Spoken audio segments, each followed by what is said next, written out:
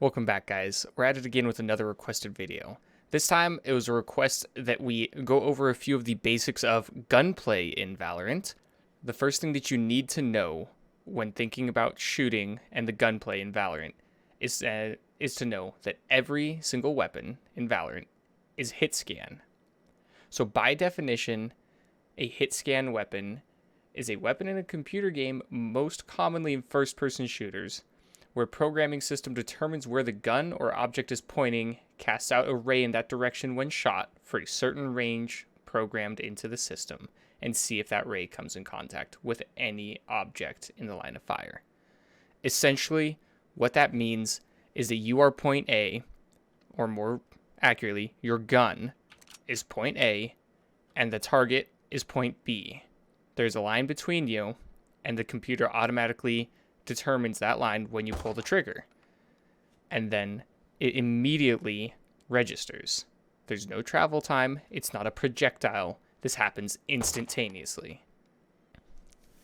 The next most important thing that you need to think about is what kind of shooter you are.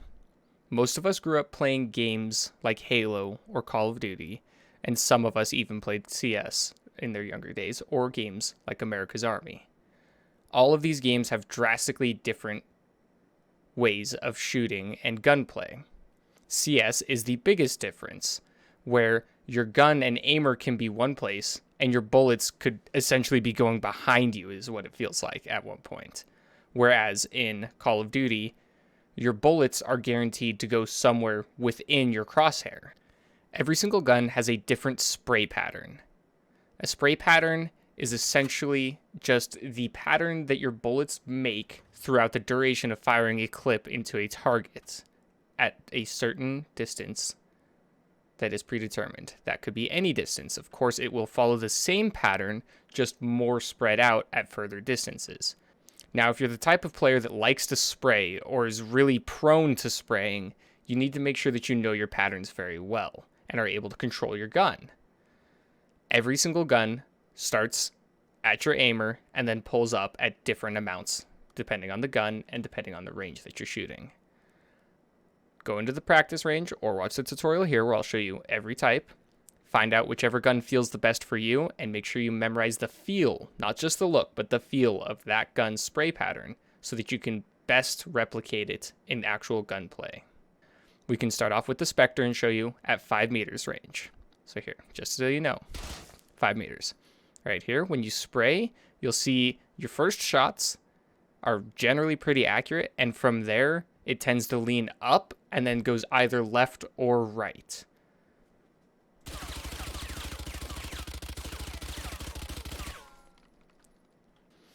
At 10 meters, you'll see that the pattern is the exact same, but it's more spread out.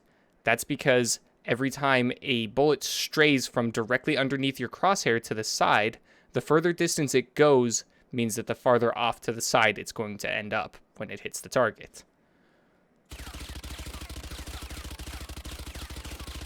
As you can see, you still followed a very general idea of your first few bullets are accurate, and then it starts to push upward and then sways between left and right out of control. You cannot control that motion no matter how hard you try.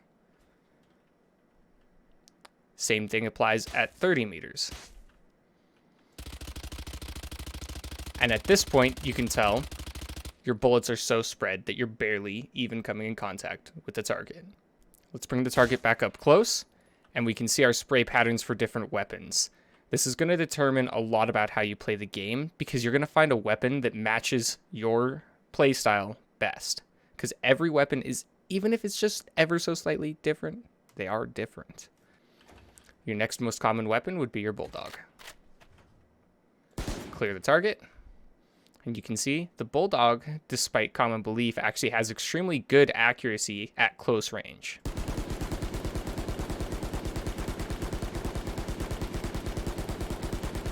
When it comes down to it, you don't even leave the center or the second circle from the center. That's even more accurate than the Spector at this range. Unfortunately for the Bulldog, when you go at further ranges, it gets even worse than the Spector. When you start in the center, by the time you end your spray and you're rotating between left and right at the top, you're not even on the target anymore.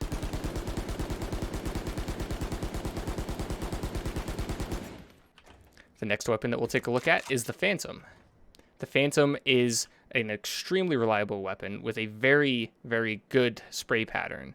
It's able to have a better spray pattern than the Vandal because of the damage drop-off at longer ranges.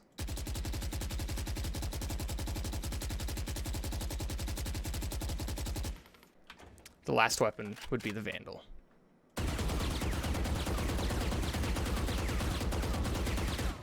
As you can see, out of all of the primary weapons, the Vandal has the most spread. This is because it is the most damaging weapon out of all of them. No matter what range you're at, you can one-tap an enemy in the head with it as long as you're accurate, and it will kill them, even with full armor.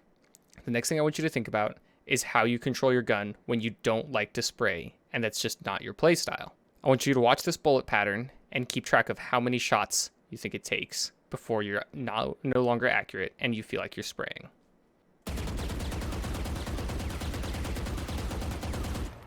Your first 3 shots are pretty close to true shot accuracy. Of course, as long as you're not strafing, your first shot is true shot, and your next 2 are very close behind it.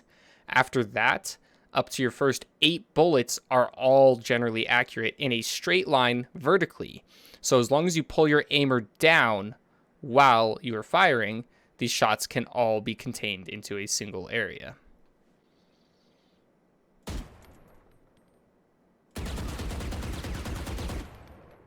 Just like so. My best suggestion for somebody who is not comfortable spraying or learning spray patterns, you take your first 3 shots and then you burst. You just 1, 2, 3, 1, 2, 3, 1, 2, 3, 1, 2, 3. And you see maybe 1 shot went out of line here. But the rest of them are very accurate. A lot of people don't take this into account and think that you just have to learn the spray patterns. You do not have to learn a spray pattern to be good at this game.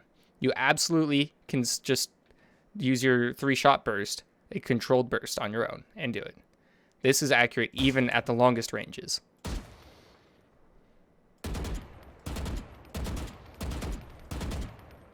So at 50 meters, that's op range, and you can see how good our shots were. The biggest way that people mess up their aim in Valorant is by strafing. Everybody is used to strafing in Call of Duty, Halo, any other game that you play that's first-person shooter, even games like Fortnite or PUBG. They all have the same mechanics where you can strafe and your bullets are going to generally go in a pretty accurate direction. Unfortunately, in Valorant, when you strafe, your shots are not going to be good. You've already seen the normal spray pattern, so let me show you one while you're strafing.